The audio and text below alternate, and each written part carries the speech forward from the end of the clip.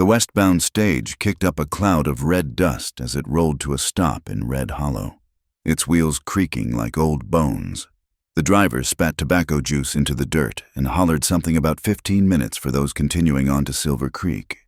But only one passenger climbed down a woman who stood near 6 feet in her boots, carrying a worn leather valise and nothing else. Ella Ray Langdon didn't look back at the stage as it pulled away. She'd learned that looking back only made the leaving harder, and she'd done enough leaving to know. The late afternoon sun painted the small Wyoming town in shades of copper and rust, making the weathered buildings look almost welcoming. Almost. She straightened her shoulders, a habit born from years of being told to hunch, to make herself smaller, more suitable. But suitable hadn't gotten her anywhere worth being. Her former fiancé back in Kansas had made that clear enough when he'd called off their engagement, citing her mannish height and unfeminine bearing as chief among his complaints. The fact that she could calculate figures faster than any man in Topeka hadn't helped her case any. The main street of Red Hollow stretched before her, flanked by the usual establishments, a general store with grimy windows, a saloon already humming with evening trade, a hotel that had seen better decades. She'd memorized the directions in the letter: asterisk, turn left at the blacksmith, continue past the church, look for the sign reading Circle B Ranch Office, asterisk. But when she found the building, it was locked tight, windows dark. A piece of paper tacked to the door fluttered in the evening breeze. She pulled it free and read the hastily scrawled message: asterisk, property sold, new owner arriving next month, all business concluded. No forwarding address, no apology, no explanation for the woman who'd traveled 800 miles for a position managing the books of what was supposed to be a modest but respectable cattle operation. Ella pressed her lips together, a gesture her mother had always said made her look severe. Good. Severe was better than desperate. She folded the note and tucked it into her pocket, though she couldn't say why she bothered keeping it. The sun sat lower now, painting longer shadows across the dusty street. She had $43 to her name, a valise containing 2 dresses, some undergarments, and a ledger book she'd bought with her own money. The mathematics of her situation were simple and unforgiving. You lost, miss. She turned to find a man watching her from atop a gray mare. He was tall, taller than her, which happened rarely enough to be worth noting. Broad shoulders filled out a work-worn coat, and his face bore the weathered look of someone who'd spent more nights under stars than roof. Dark hair showed beneath his hat brim, and his eyes were the color of winter sky just before snow. No, she said. Just arrived at my destination to find it's no longer there. He studied her with a directness that would have been rude in Kansas society. But this wasn't Kansas, and she found she preferred the honesty of his gaze to the sideways glances she usually received. Circle B's been sold, he said, nodding toward the empty office. Baxter lit out 2 weeks back. Heard he had debts. He had obligations, too. The words came out sharper than she'd intended. The man shifted in his saddle, leather creaking. Behind him, a string of horses waited patiently, their coats gleaming with good health despite the dust. Quality animals. She noted, whoever this man was, he knew his business. You came for the bookkeeping position. It wasn't a question, but she nodded anyway. Ella Langdon, from Topeka. Long way to travel for nothing. There was no mockery in his voice, just simple acknowledgement of fact. It appears so. The gray mare shifted restlessly, and he quieted her with a hand on her neck. His movements were economical, practiced. Everything about him spoke of a man who wasted nothing, not words, not motions, not time. Sawyer Hale, he said finally. I run a spread about 5 miles north. Small operation, cattle and horses. She waited. Men usually had more to say, especially when faced with a woman alone. They advised, they suggested, they offered opinions she hadn't asked for. But Sawyer Hale just sat his horse, watching her with those winter sky eyes. The hotel's decent, he said eventually. Martha runs a clean place, fair prices, Thank you. She hefted her valise, preparing to navigate this next piece of her rapidly unraveling plan. Or, he said, and something in his voice made her pause. There's a warm room at my place, clean bed, hot meal. My foreman's wife does the cooking. She'd welcome the company. The offer hung between them like morning mist, unexpected and slightly unsettling. In Kansas, such an invitation would have been scandalous. An unmarried woman accepting lodging from a bachelor rancher, the gossip would have been devastating. But she wasn't in Kansas anymore, and devastating gossip seemed less threatening than $43 and nowhere to go. I don't accept charity, she said. Don't recall offering any. He gathered his reins, preparing to move on.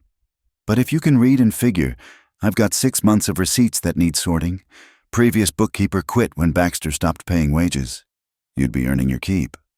It was pride that made her hesitate, pride, and the hard-learned lesson that men who offered help usually wanted something in return. But there was nothing in Sawyer Hale's manner that suggested anything beyond what he'd stated. If anything, he seemed faintly impatient, like a man with horses to tend and daylight burning. One night, she said, I'll sort through what I can, and then I'll make other arrangements. He nodded once, as if they'd concluded a business transaction, which she supposed they had. Can you ride? Yes. He swung down from the gray mare with an ease that spoke of a lifetime in the saddle. Up close, he was even taller than she'd thought, with a kind of quiet presence that filled space without trying to dominate it. He untied one of the horses from the string, a gentle-looking bay with a white blaze. This is Buttercup. She'll carry you easy. Ella might have smiled at the name if she'd had any smiles left in her. Instead, she let him take her valise and secure it behind the saddle while she gathered her skirts and mounted. It had been months since she'd ridden, but her body remembered the motions. They rode out of Red Hollow as the sun touched the horizon, painting the vast Wyoming sky in shades of pink and gold. The town fell away behind them, replaced by open country that stretched endlessly in every direction. Sagebrush scented the cooling air, and somewhere in the distance, a coyote called to its pack. Sawyer Hale rode slightly ahead, managing his string of horses with subtle shifts of weight and soft words she couldn't quite hear. He didn't try to make conversation, didn't feel the need to fill the silence with empty words. After months of people talking at her, talking about her, talking around her, the quiet felt like a gift. The land began to roll gently, revealing a valley cradled between low hills.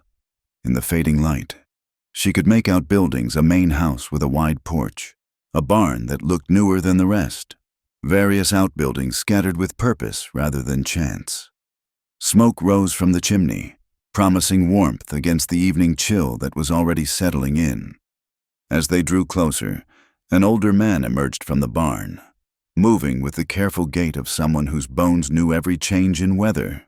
He raised a hand in greeting to Sawyer, then stopped short when he saw her. Miss Langdon, Sawyer said by way of introduction. She'll be staying tonight, maybe longer, if the books prove as tangled as I suspect. Clem, my foreman. Clem touched his hat brim, his weathered face showing surprise but no judgment. Ma'am, Molly's got stew on. I'll tell her to set another place. The tack room's empty and clean. Sawyer continued, dismounting with the same easy grace. We'll put you there. It's separate from the main house, but warm. That suit. It more than suited. A room apart meant no questions about propriety. No need to navigate the uncertain waters of being an unmarried woman under a bachelor's roof. Yes, thank you. He helped her down, his hands steady and impersonal at her waist. For just a moment, she was aware of how long it had been since anyone had touched her without judgment or expectation. Then the moment passed, and she was standing on her own feet again, as she always did. The tack room proved to be exactly as promised, clean, warm, and smelling of leather and hay. A narrow bed with fresh linens occupied one corner, a small table and chair another. A lamp cast golden light over wood walls that someone had taken care to maintain. Molly will bring your supper, Sawyer said, setting her valise inside the door. Breakfast is at dawn, but come when you're ready.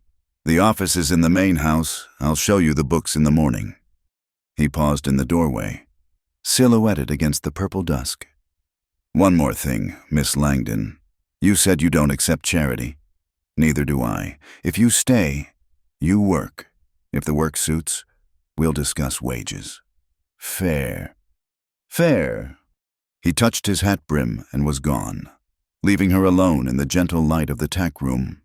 Through the small window, she could see him leading the horses to the barn, movements sure despite the growing darkness. Ella sat on the edge of the bed, testing its firmness. Tomorrow would bring its own challenges, tangled ledgers, uncertain prospects, the inevitable speculation about why she was here and what she wanted. But tonight, she had a roof over her head that she'd earned, however temporarily.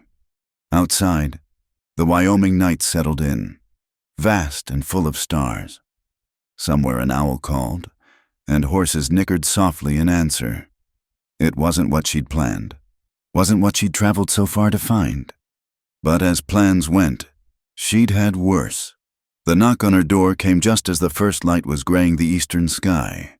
Ella had been awake for an hour already, dressed and ready, her hair pinned back in the severe style that kept it from interfering with work. Old habits from Kansas died hard. Being ready before anyone expected you to be was a form of armor.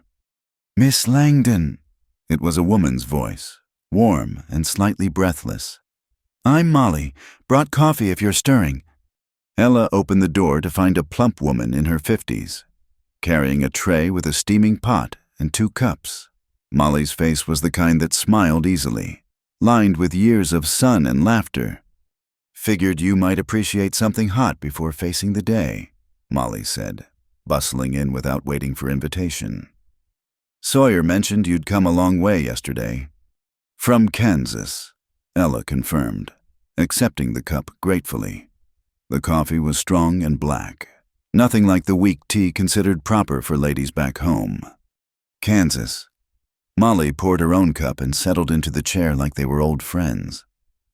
"Had a cousin went to Kansas once, came back saying it was too flat and too full of folks with opinions about everybody else's business."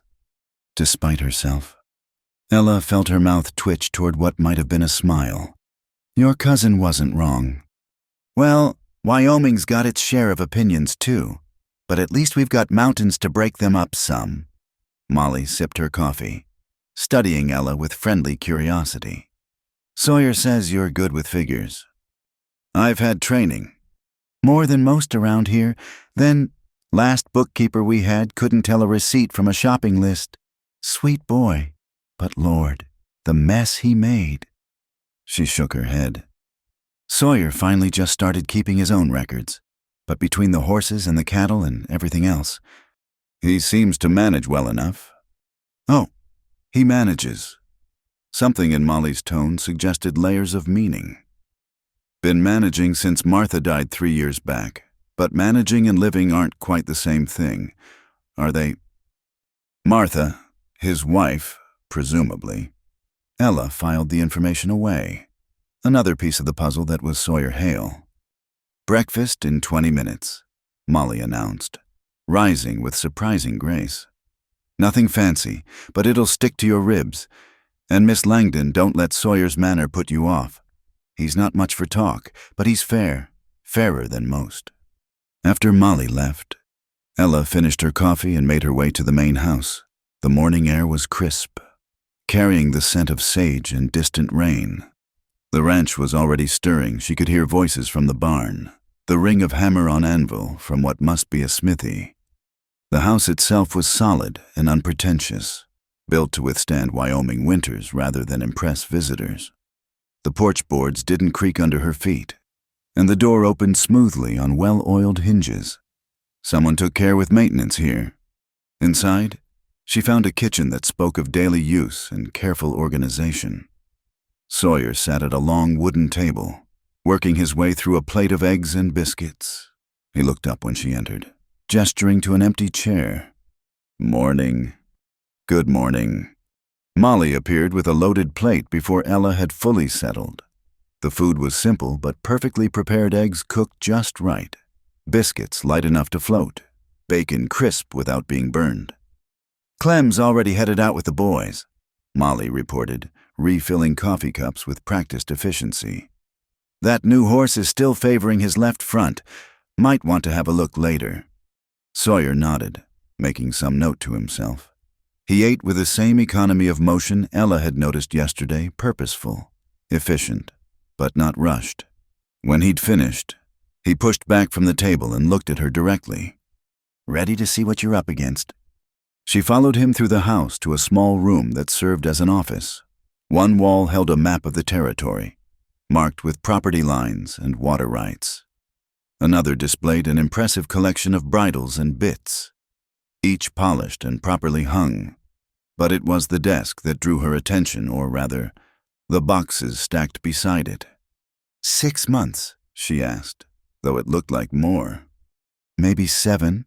He didn't sound apologetic, just factual. "I've kept everything, just haven't had time for proper sorting. Been focusing on the stock records, those are current, but the rest?" She lifted the lid of the nearest box, revealing a jumble of receipts, invoices and correspondence in various states of preservation. Some were water-stained, others torn, many written in hands that suggested limited familiarity with letters. "I'll need a system," she said, already categorizing the mess in her mind. "And supplies, ledger books, pen and ink, filing boxes if you have them. Make a list. Clem goes to town Wednesdays." She spent the morning sorting, creating piles by date and type, salvaging what information she could from damaged documents. Sawyer left her to it, appearing only once to bring fresh coffee and remove the empty cup without comment. By noon, she had established enough order to begin seeing patterns. The ranch operated on 3 main streams: cattle sales, horse breeding, and what appeared to be contracts with the Army for remounts. The numbers were larger than she'd expected for what he'd called a small operation. Finding anything interesting, she looked up to find him in the doorway, hat in hand. Dust on his boots suggested he'd been working with the horses. "You're undercharging the Army by about 15%, she said without preamble. "Your cost calculations don't include labor or proper depreciation of breeding stock." His eyebrows rose slightly. "That's so." "The October contract here." She showed him the relevant document. "You're pricing colts at $40 a head. Your actual cost, factoring in feed, veterinary needs, and the time invested in training, is closer to 48. The Army's paying 60 to your competitors for inferior stock." He moved closer to examine the papers, bringing with him the scent of horses and honest work. "You got all that from this morning's sorting?" "Numbers tell stories if you know how to listen." "And you know how to listen." It wasn't a question. He straightened, putting his hat back on. "Molly's got dinner ready.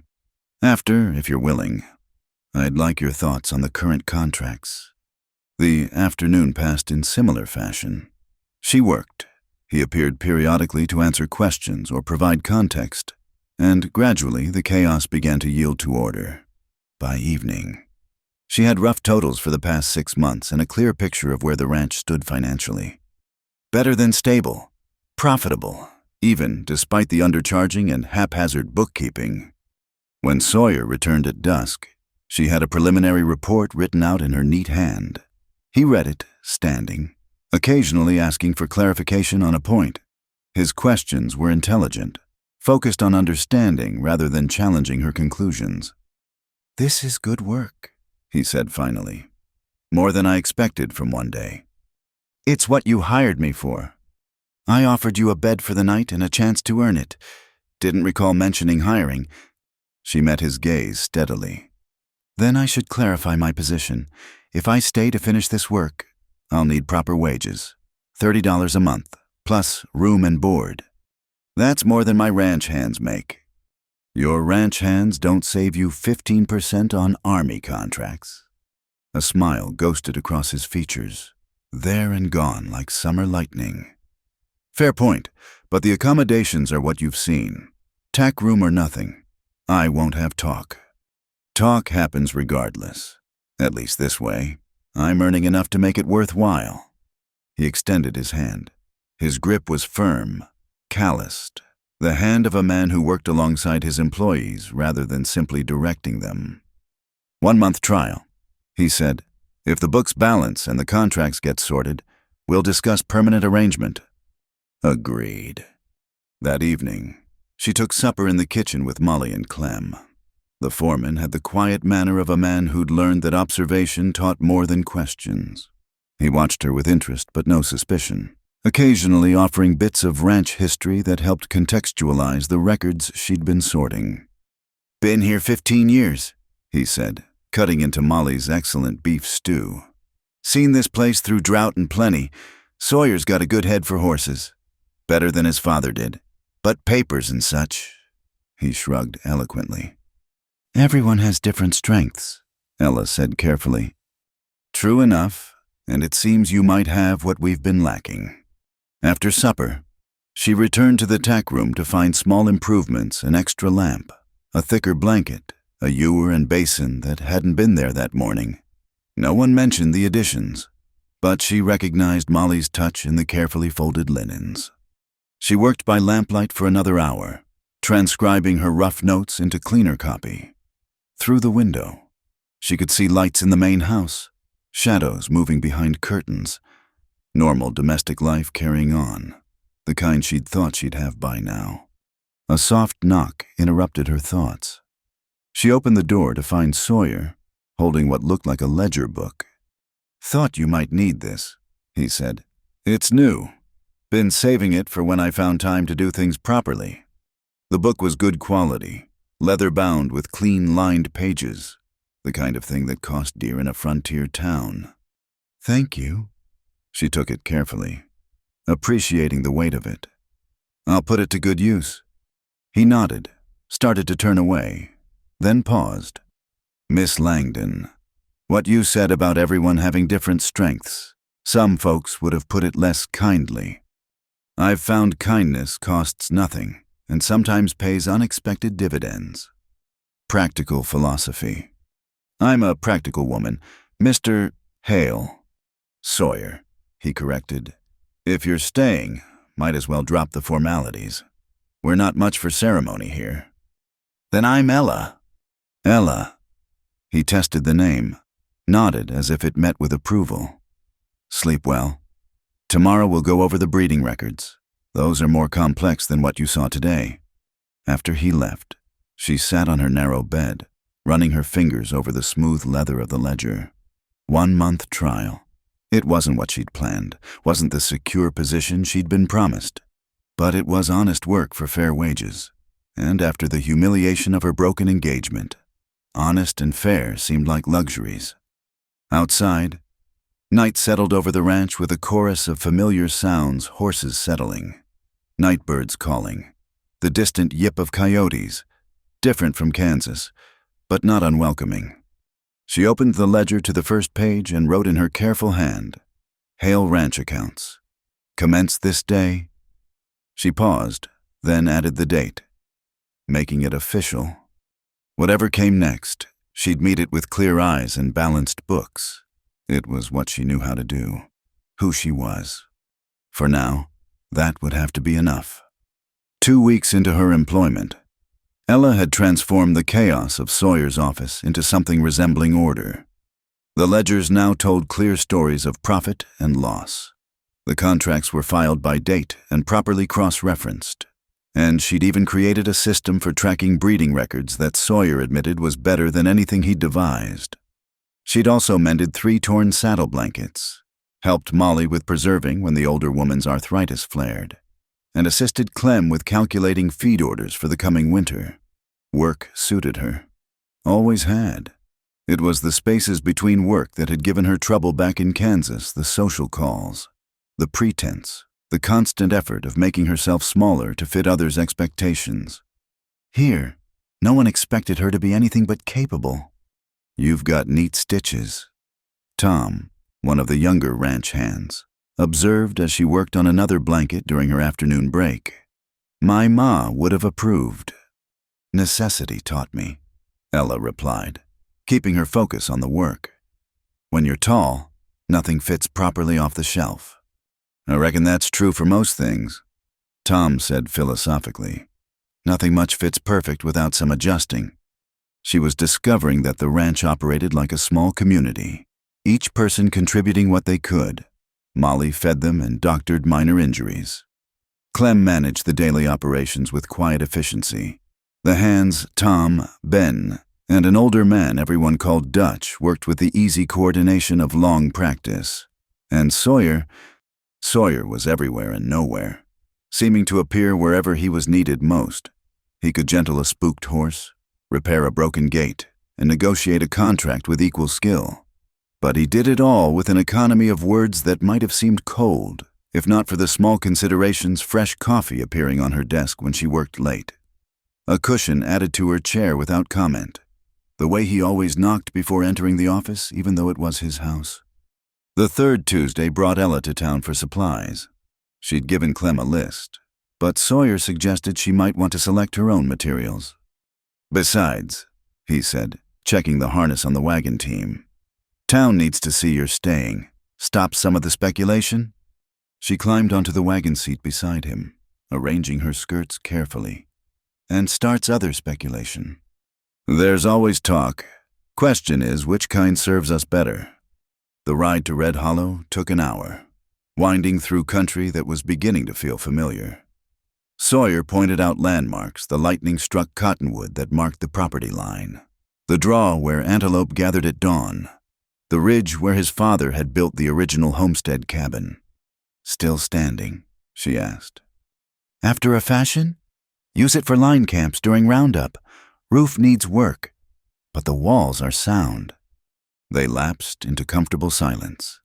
She'd learned that Sawyer's quiet wasn't empty. He noticed everything, from the hawk circling overhead to the way the grass bent, suggesting recent passage of deer. It was restful, being with someone who didn't need words to fill every moment. Red Hollow looked exactly as it had 2 weeks ago, down to the same dog sleeping in front of the general store. But Ella felt the difference in how people watched their arrival. Before, she'd been a stranger, barely worth noting. Now, she was the woman staying at the Hale Ranch, and that apparently merited attention. I'll be at the feed store, Sawyer said, helping her down from the wagon. Take your time at Morrison's. He'll order anything you need he doesn't stock. Morrison's general store smelled of pickle brine and leather, coffee and cotton. The proprietor, a thin man with careful eyes, greeted her with professional courtesy that didn't quite hide his curiosity. Help you, miss. I need ledger books, ink, pens, and filing boxes if you have them. She consulted her list. Also heavy thread, needles, and patching leather. Setting up housekeeping, his tone aimed for casual but missed. Setting up proper bookkeeping, Mr.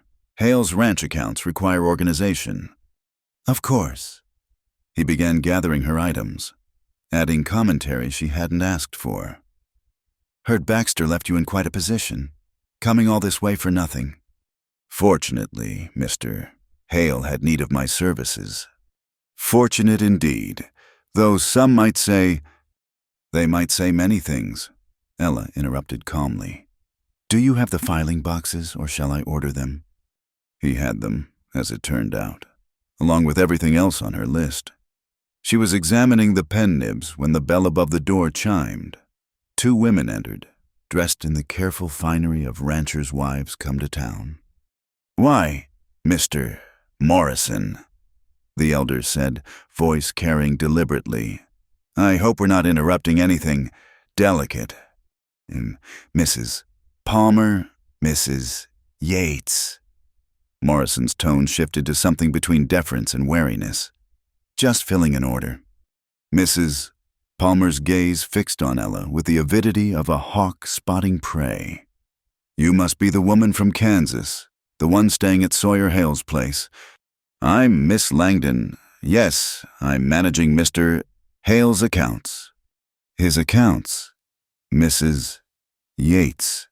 younger and trying harder. Let skepticism color the words.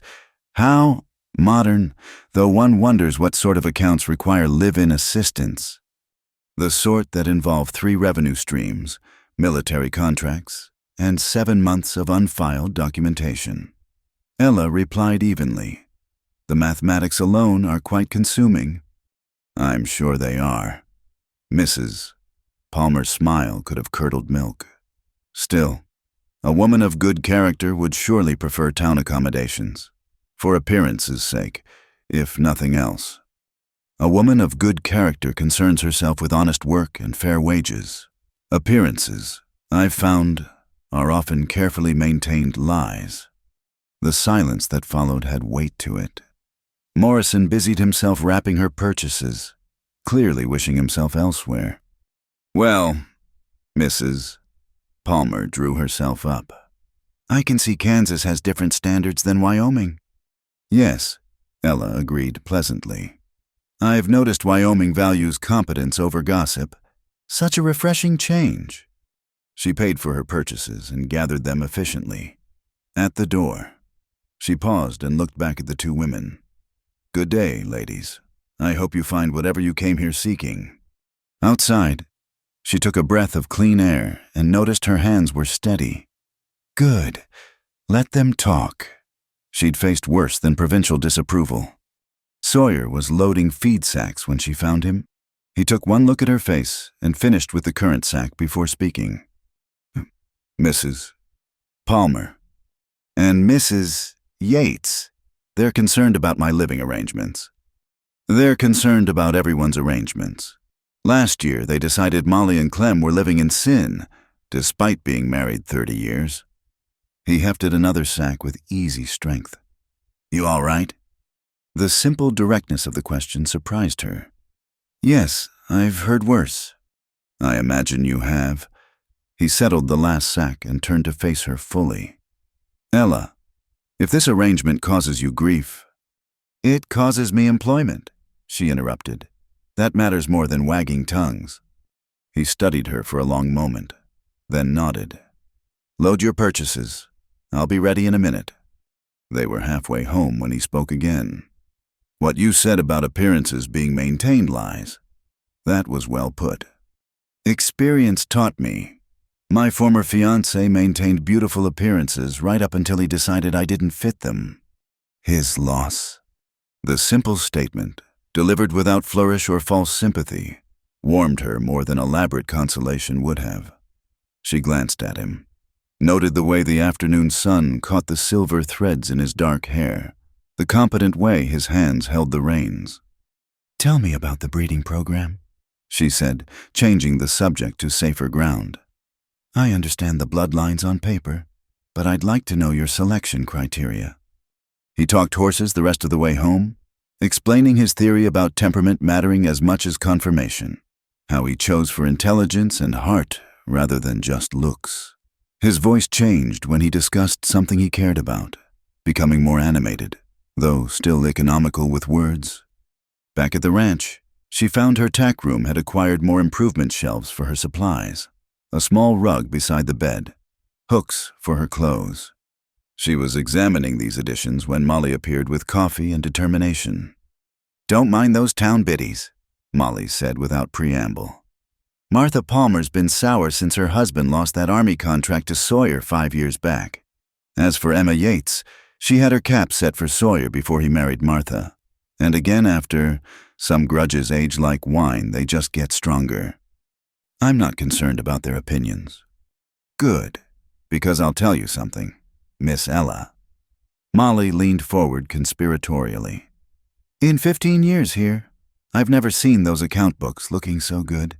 Clem says you've saved us money already with your feed calculations. And Sawyer actually smiled yesterday, really smiled. Not just that thing he does with his mouth when he's being polite. I'm sure that has nothing to do with me. Maybe not, but maybe it does. Molly rose, smoothing her apron. You're good at your work. That matters here. Everything else is just noise. That evening, Ella worked late transcribing contracts. She'd established a pattern of taking supper with the others. then returning to work while the light lasted. Tonight, though. Sawyer appeared in the office doorway as the sun was setting. "You'll ruin your eyes," he observed. "I've excellent vision. For now." He lit the lamp she'd been postponing, adjusting the wick with practiced movements. "Dutch brought in a horse today. Mare got tangled in wire, tore up her shoulder pretty bad. Could use steady hands if you're willing." She followed him to the barn where the injured mare stood in cross ties, a nasty gash marking her golden shoulder. Dutch held her head, murmuring soothing nonsense while Sawyer gathered supplies. "Need you to hold the edges together while I stitch," he explained. "She's calm, but it's going to hurt." Ella positioned herself carefully, using her height to advantage as she held the wound closed. Sawyer worked with the same precision he brought to everything, his stitches neat despite the mare's occasional flinches. She found herself watching his hands capable, gentle despite their strength, sure in their movements. "There," he said finally, tying off the last stitch. "That'll hold." They were standing close in the lamplight, the mare between them. His sleeve was rolled up, showing forearms marked by years of work. When he looked up at her, something passed between them, a recognition, perhaps, of shared competence, of finding someone who simply did what needed doing without fuss or complaint. "Thank you," he said. "Couldn't have managed that alone." "You could have, but I'm glad to help." He smiled then, a real smile that changed his whole face, making him younger, less guarded. "Come on, Molly saved supper. You've earned it." They walked back to the house together through the gathering dusk. Behind them, in the barn, Dutch crooned to the injured mare. Ahead, warm light spilled from the kitchen windows, promising food and companionship. For the first time since leaving Kansas, Ella felt something that might have been contentment. She was useful here, valued for what she could do rather than criticized for what she couldn't be. It was enough, more than enough. It was beginning to feel like home. The kitchen had become their evening refuge. After the others retired, Ella and Sawyer developed a habit of lingering over final cups of tea. She preferred it to coffee at night while the day's concerns settled like dust after wind. Neither had suggested the arrangement. It had simply emerged from the natural rhythm of their days. Tonight, October rain drummed against the windows, making the kitchen's warmth even more welcome. Ella had the account books spread before her, reconciling the month's expenses, while Sawyer worked on mending a broken bridle. The silence between them had evolved into something comfortable, broken only by the scratch of her pen and the whisper of leather through his hands. "Storm's going to make the creek rise," he observed, testing the bridle's strength. "Might need to move the horses from the lower pasture tomorrow." "I'll adjust the schedule." She made a note in the margin. "Tom mentioned the fence along the north section needs repair as well." Always something, but he didn't sound troubled by it. Ranch work was constant, seasonal, predictable in its demands, if not its specifics. She finished tallying a column and set down her pen, stretching fingers cramped from writing. Across the table, Sawyer had paused in his work, apple in hand, knife poised. He'd taken to peeling apples in the evening, a habit, Molly had mentioned, from his childhood. "My mother believed idle hands invited trouble," he'd explained once, when Ella asked about it. "So I learned to keep mine busy." Now he carved the peel in one long ribbon, the knife moving with unconscious precision. Ella watched, mesmerized by the simple competence of the gesture. There was something soothing about watching someone perform a task they'd mastered completely. "You're staring," he said without looking up. "Observing," she corrected. "There's an art to it, the angle of the blade, the pressure required, mathematics in motion." "Everything's mathematics to you." "Most things are, when you look properly." She gathered the ledgers, stacking them neatly. "Your profit margin this month increased by 12%. By the way, the new feed suppliers' rates made the difference." "Our profit margin," he said quietly. She glanced up, surprised. He was looking at her now, the apple momentarily forgotten. "The ranch runs better since you arrived," he continued. "Credit where it's due. I merely organized what was already there." "No." His voice carried uncommon firmness. "You saw what could be improved and improved it. That's more than organizing." Heat touched her cheeks, an unfamiliar sensation. Compliments in Kansas had always come with conditions attached, backhanded observations about how she might be acceptable if only she'd changed this or that. Sawyer's words carried no such qualifications. "What do you want, Ella?" The question came soft, unexpected. She blinked, unsure how to answer. No one had asked her that in... She couldn't remember how long. "I mean, in general," he clarified, perhaps reading her uncertainty. "When you think ahead, what do you see?" "I used to see a house in town, children, respectability." The words came slowly, pulled from some deep place. What I was supposed to want. "And now I see ledgers that balance and horses in good health. Work that matters. Space to be myself without apology." She met his gaze steadily. "Is that enough?" "That's for you to say." He quartered the apple, offering her half. She accepted it, their fingers brushing briefly in the exchange. Such casual touches had become common between them, a hand up into the wagon, steadying her elbow on rough ground, fingertips meeting over past tools or dishes. Nothing improper. Yet each contact seemed to linger in her awareness. "What do you want?" she asked, turning his question back on him. He considered this, chewing apple thoughtfully. "Used to think I knew. Built this place planning for a family. Legacy. All the things a man's supposed to build for. Then Martha..." He paused, not from grief, but searching for words. "Plans change. Now I want good horses, fair deals, and... He looked at her across the table, lamplight catching the planes of his face. "Asked what I wanted right now, this moment." She nodded, not trusting her voice. "You..." The word dropped between them like a stone into still water, sending ripples through the quiet kitchen. Ella's hands stilled on the ledger covers. She waited for him to qualify it, to retreat into safer meaning: your help, your bookkeeping skills, your presence at the ranch. He didn't. "Sawyer, I'm not asking for anything," he said quickly. "Not pushing, just answering honest, since you did the same." She should have been scandalized, should have retreated to her quarters, established proper distance. Instead, she found herself staying exactly where she was, studying this man who'd somehow become central to her days without her quite noticing when it happened. "I don't..." She stopped, started again.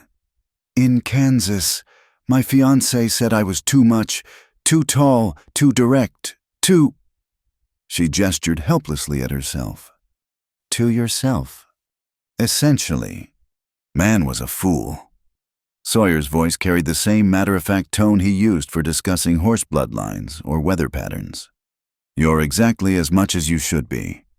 The simplicity of it threatened her composure more than flowery declarations would have.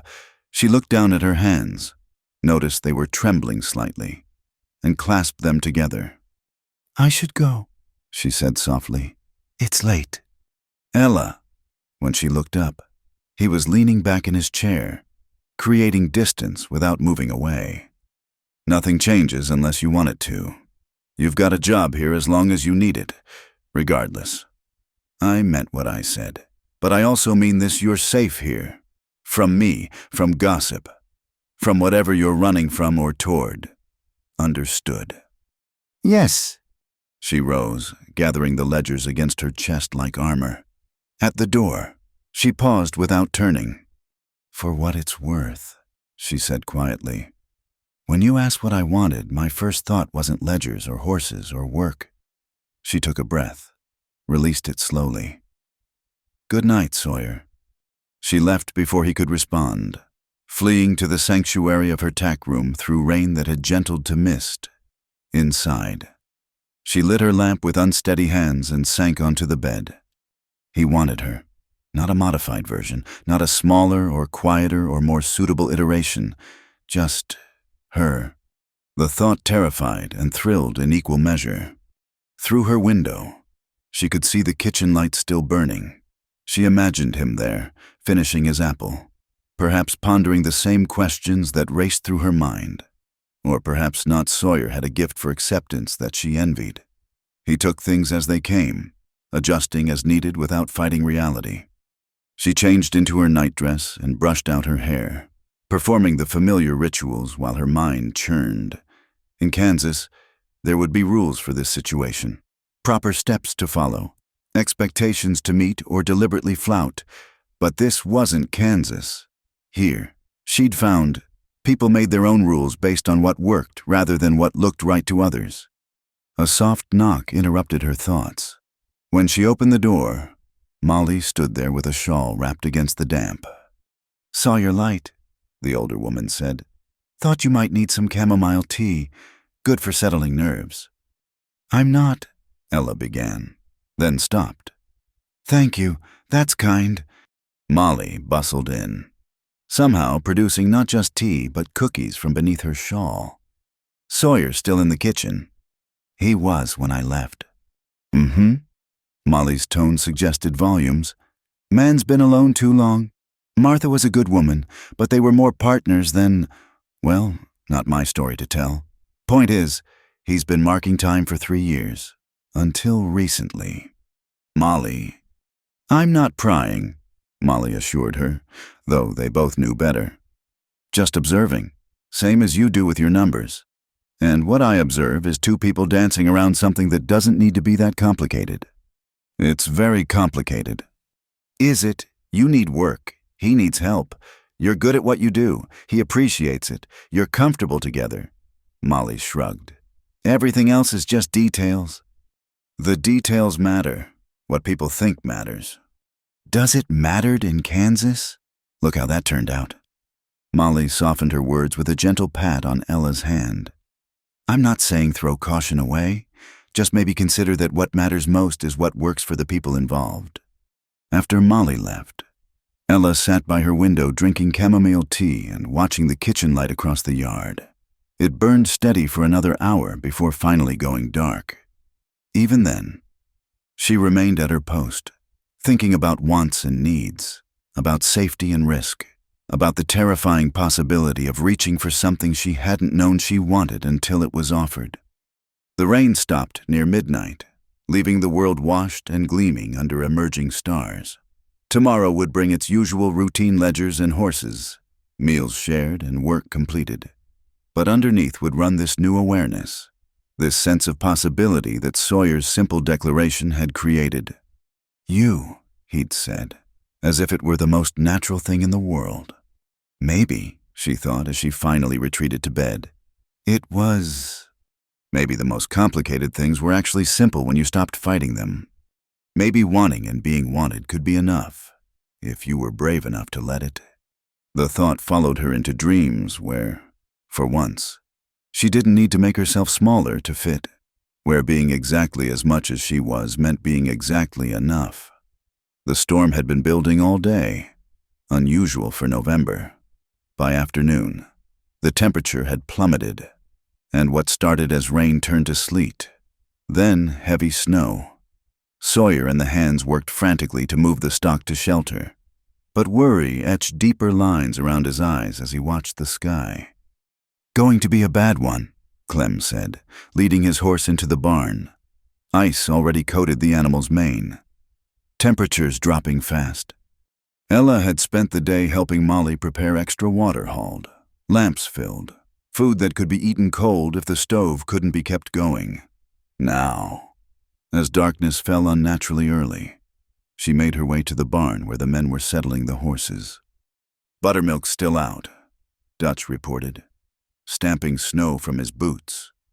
"The mare Tom was working with, she bolted when the lightning struck that tree." "Which direction?" Sawyer was already reaching for his coat. "North toward Skeleton Ridge." Ella knew that area from the map's rough country, full of draws and hidden drops even in good weather. In a storm like this, "I'll go," Tom volunteered, but he was already shivering, having been out longest. No. Sawyer pulled on heavy gloves. You're half frozen already. Ben, Dutch, get the rest secured. Check that none are down this cold hits the older ones hard. You can't go alone. Clem protested. Visibility's near nothing out there. Then I'll go with him. The words were out before Ella fully considered them. Everyone turned to stare. I ride well, and 2 people searching covers more ground. Absolutely not, Sawyer said flatly. Because I'm a woman. Because it's dangerous. Which is why you shouldn't go alone. She was already moving toward the tack room for warmer clothes. We're wasting time arguing. She expected more protest, but when she emerged bundled in an old coat of Clem's and heavy gloves, Sawyer was saddling a second horse. His face was grim, but he merely checked her cinch and handed her a rope. Stay close, he ordered. If we get separated, give Brick his head he'll find home. And if I say turn back, you turn back. No arguments. Understood. They rode out into a world transformed. The familiar landscape had vanished beneath driving snow, landmarks erased, distances distorted. The wind cut like knives, even through heavy clothes. Within minutes, Ella could barely see Sawyer on his horse just feet away. He led them with the sure instinct of someone who knew every rise and fall of his land. Several times he stopped, listening for something beneath the wind's howl, then adjusted their direction. Ella focused on staying close, trusting his judgment, though her hands and feet soon numbed despite the gloves and boots. They'd been searching perhaps an hour when Sawyer suddenly reined up, holding up a hand for silence. There, faint but unmistakable, the sound of a horse in distress. They found Buttermilk in a draw, pressed against a cutbank that provided minimal shelter. But it wasn't the mare that made Sawyer curse under his breath. It was the foal at her side, newly born and shivering violently. Must have been her time, he said, dismounting quickly. Storm brought it on early. The foal was trying to stand but couldn't maintain its balance in the wind already. Ice crystals formed on its damp coat. Ella understood immediately in this cold. They had minutes, not hours. We need to get them both back, she said. Mare won't leave the baby, and the foal can't walk that far. Sawyer was already stripping off his coat. Here, help me wrap it. Together they bundled the foal. Sawyer's coat around its body, Ella's scarf protecting its head and neck. The baby was smaller than it should be. Born too soon, but its eyes were bright and it nuzzled weakly at Sawyer's hands. I'll carry it, he said. Can you lead Buttermilk? Yes. She took the mare's rope, soothing her with quiet words. The horse was frantic about her baby, but trusted Ella enough to follow. The journey back was a nightmare of wind and snow. Sawyer carried the foal across his saddle, shielding it with his body. Without his coat, Ella could see him shivering, but he never complained, never suggested they rest. She led Buttermilk, who pressed close, calling constantly to her baby. Halfway back, Sawyer's horse stumbled. He managed to keep his seat and the foal secure, but Ella heard his sharp intake of breath. Are you hurt? Just wrenched. His voice was tight. Keep moving. The barn appeared through the snow like a miracle. Dutch and Ben rushed to help, taking Buttermilk while Sawyer carried the foal inside. Ella followed, her legs barely supporting her. Molly, Clem called toward the house. Need hot water and blankets. They worked with desperate efficiency. The foal was placed in deep straw, rubbed vigorously with grain sacks to stimulate circulation. Buttermilk was positioned nearby, her presence calming the baby. Molly appeared with armfuls of blankets warmed by the kitchen stove. Core temperature's too low, Sawyer said, his hands checking the foal's gums and ears.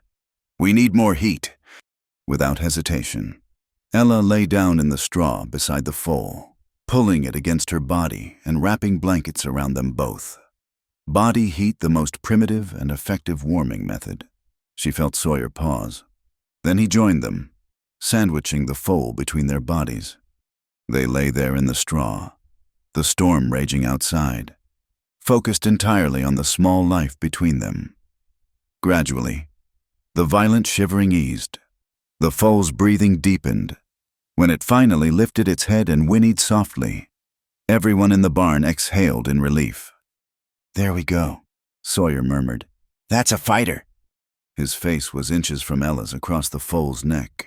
In the lamplight, she could see the exhaustion in his eyes, the way his body trembled with delayed cold. Without thinking, she reached across and touched his face. His skin was like ice. "You're frozen," she said. "I'm fine." "Liar." She looked up at the others. "More blankets and hot coffee." It was another hour before they deemed it safe to leave the foal with just buttermilk. By then, feeling had returned to Ella's extremities in painful waves.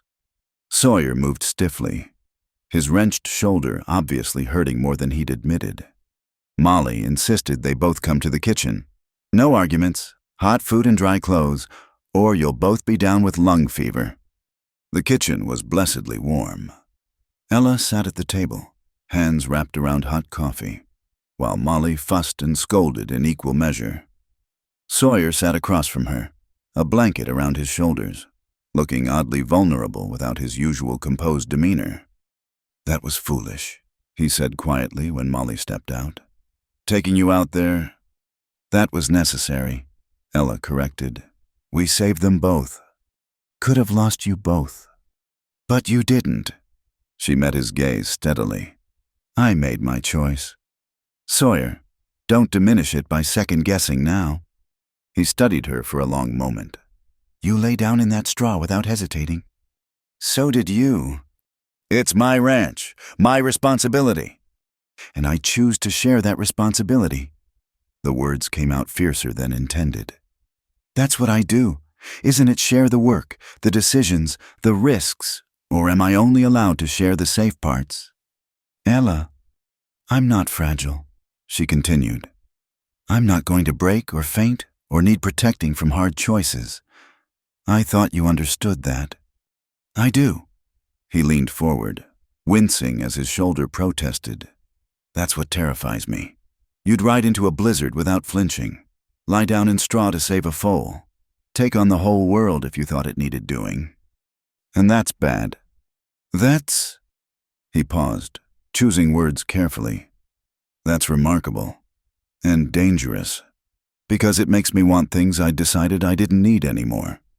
The kitchen was quiet, except for the storm outside and the tick of the clock. Ella felt the weight of the moment, the sense of standing at a crossroads. "Maybe," she said slowly, "wanting isn't as dangerous as you think." Before he could respond, Molly bustled back in with fresh clothes and stern orders about hot baths and immediate rest. The moment passed, but something had shifted between them, subtle as the season's first snow, but just as transformative. Later, warm and dry in her quarters. Ella could hear the others still working in the barn, ensuring all the stock survived the storm. Through her window, she caught glimpses of lamplight moving between buildings. This ranch, these people, had become her world so gradually she hadn't noticed until tonight, when the thought of losing any part of it had driven her into a blizzard without hesitation. She thought about the foal, sleeping now between its mother's legs, alive because people had risked themselves for something small and vulnerable. Thought about Sawyer, shivering in the straw but never letting go, never giving up. In Kansas, she'd been too much. Here, in a barn full of straw and determination, she'd been exactly enough. The storm would blow itself out by morning. The foal would strengthen and grow. Life would return to its rhythms. But something fundamental had changed in those desperate hours, a recognition, perhaps, that some things were worth any risk. Through the wind's howl, she heard it clearly, the sound of a life being saved, and maybe, just maybe, two others beginning. The morning stage brought an unexpected visitor. Ella was in the barn checking on the foal now, 3 days old and gaining strength when Tom came running. "Miss Ella, there's a lady at the house asking for Sawyer. Real fancy dress. Came all the way from Cheyenne. Ella's stomach tightened. She knew without being told that this would be Mrs. Lorena Hale, Sawyer's sister. Molly had mentioned her occasional visits, always unannounced, always trailing disapproval like perfume. By the time Ella reached the house, voices carried clearly from the parlor, Sawyer's low and measured, a woman's higher and insistent. Completely inappropriate. Sawyer, the whole territory is talking. Let them talk. How can you be so cavalier? Mother would be horrified. Father built this ranch's reputation. Father's dead. Lorena, so is Mother. And Martha, I'm what's left, and I'll run this place as I see fit. Ella hesitated in the hallway. She should leave, give them privacy for family matters. But Molly appeared and practically pushed her forward. You belong in there, she whispered fiercely. Don't let her chase you off. Taking a breath, Ella entered the parlor. The woman by the fireplace was everything Ella wasn't petite. Elaborately dressed, conventionally beautiful in the way that required significant effort and expense. Her traveling suit probably cost more than Ella had earned in 3 months. Mrs. Hale, Sawyer said, his tone carefully neutral. This is Miss Langdon. She manages our accounts. Lorena's gaze swept Ella from head to foot, cataloging every deviation from proper femininity. So I've heard. The whole territory has heard. In fact, then the territory must have little else to occupy its time. Ella replied evenly. Miss Langdon came highly recommended. Sawyer interjected. She's brought order to years of chaos. I'm sure she has. Lorena's smile could have etched glass, though one wonders what other chaos she might bring. A woman living here, unmarried, unchaperoned. I live in separate quarters and work for wages. Ella interrupted. The same as any of the ranch hands. Hardly the same. Lorena turned to her brother. Sawyer, be reasonable. I've found you an excellent bookkeeper in Cheyenne. Mr. Pemberton is very experienced, completely respectable, and charges 3 times what I pay Miss Langdon for half the competence. Sawyer finished, No, thank you. This isn't about money. No, Sawyer agreed quietly. It's about you deciding what's best for me. Again, something old and painful flickered between the siblings. Lorena's composure cracked slightly. I'm trying to protect you, she said. After Martha died, you withdrew from everything. Now suddenly this arrangement, people think what they choose to think. Sawyer moved to stand beside Ella, not touching, but clearly aligning himself. Miss Langdon has proven her worth 10 times over. She stays as long as she chooses. And when she chooses to leave, Lorena's voice turned sharp. When she's had her adventure playing at ranch life and moves on to something more suitable. What then? Sawyer. The words hit their mark. Ella saw Sawyer flinch slightly and felt her own chest tighten.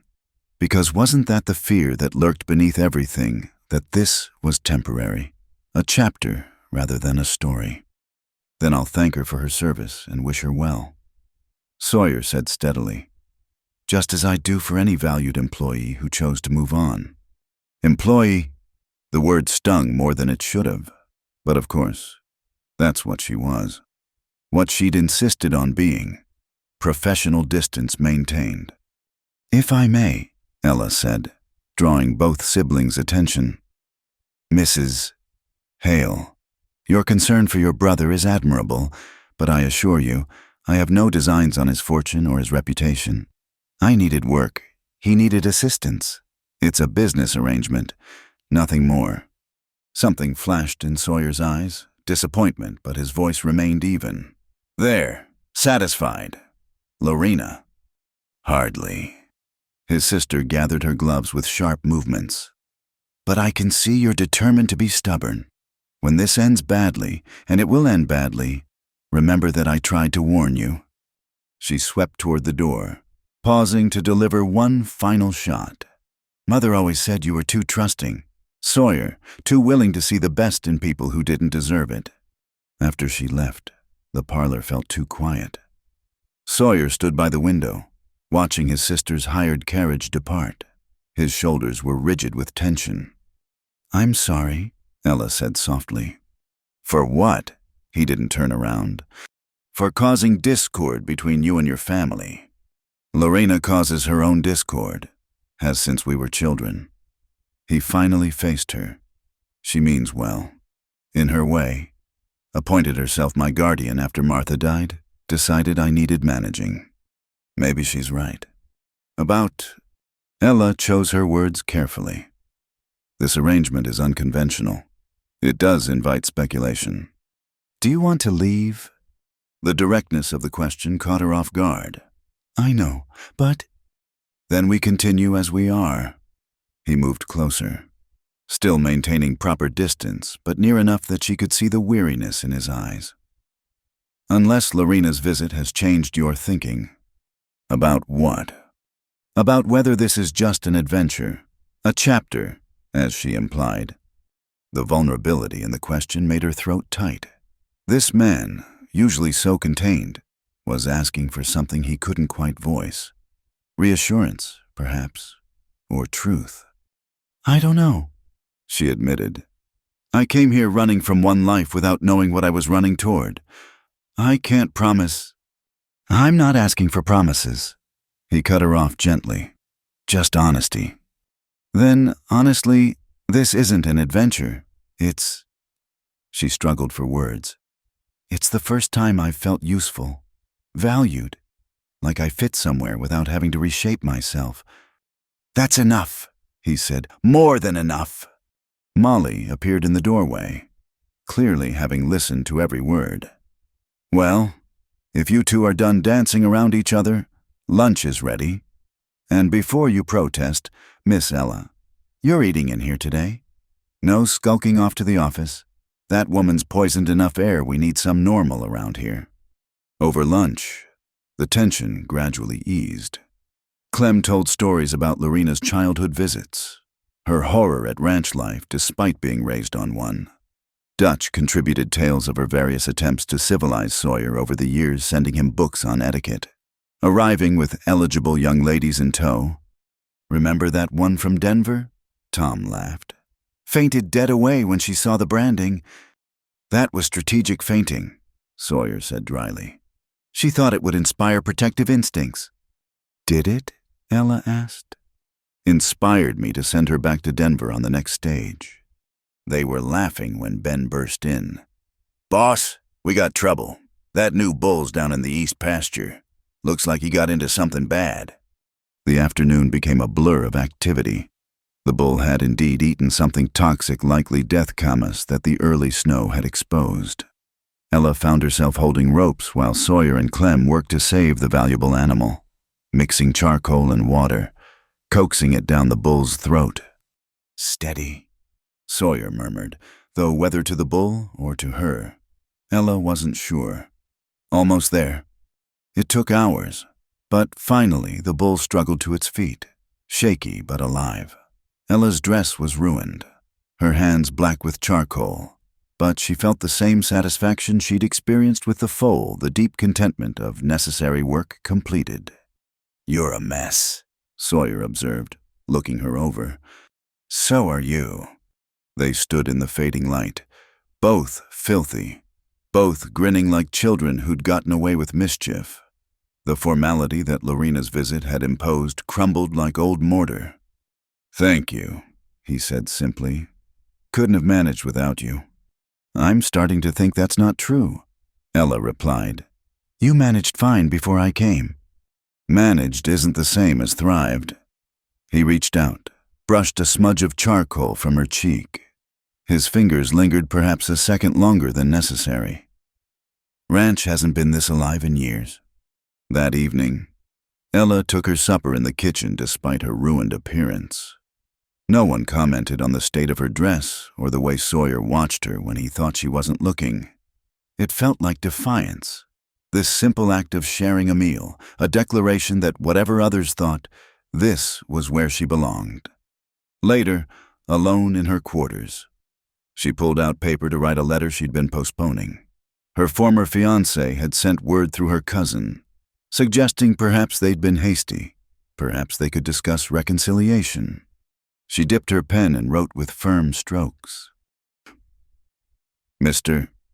Morrison, I thank you for your letter but must decline your suggestion. I have found work that suits me and people who value what I offer rather than what I lack. I wish you every happiness in finding a wife who meets your requirements. I am confident that woman is not, and never was, me. Sincerely, E.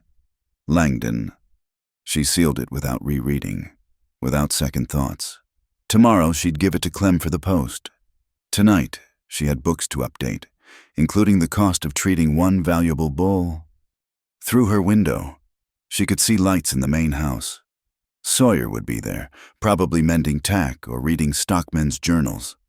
Living, as Molly said, rather than just managing. She thought of Lorena's warnings, of the speculation in town, of all the reasons this shouldn't work. Then she thought of lying in straw beside a newborn foal, of standing in a muddy pasture saving a bull, of quiet evenings in the kitchen when words weren't necessary. Perhaps her sister-in-law was right. Perhaps this would end badly. But as Ella prepared for bed, she found she didn't care about eventual endings. She cared about tomorrow's work, about the foal's progress, about the way Sawyer's rare smiles transformed his face. She cared about belonging somewhere, finally, without apology or alteration. If that was temporary, so be it. For now, it was everything. December brought clear skies and bitter cold. Ice formed on the water troughs each morning, and the mountains stood sharp as knife edges against winter blue. It was the kind of weather that made every task harder, every movement deliberate.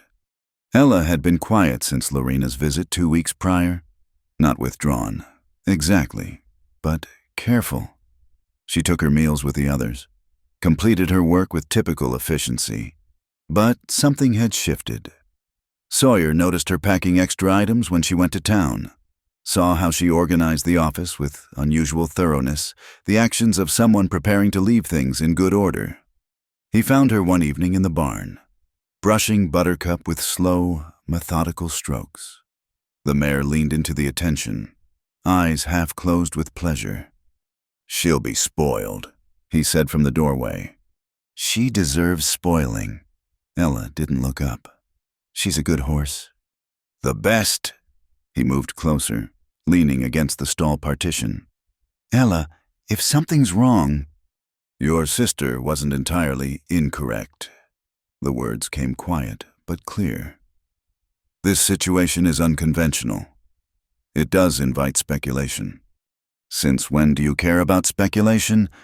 "Since it affects more than just me." She set down the brush, finally meeting his eyes. "Your reputation matters here. The ranch is standing in the community." "Is my concern, not yours." "Everything about this ranch is my concern." Heat entered her voice. "That's what you hired me for, to care about the details, the numbers, the future stability." "I didn't hire you to sacrifice yourself for the ranch's reputation." "No." She stepped out of the stall, standing tall despite the weariness he could read in her posture. "Then what did you hire me for?" "Sawyer." The question hung between them like morning frost, delicate and dangerous.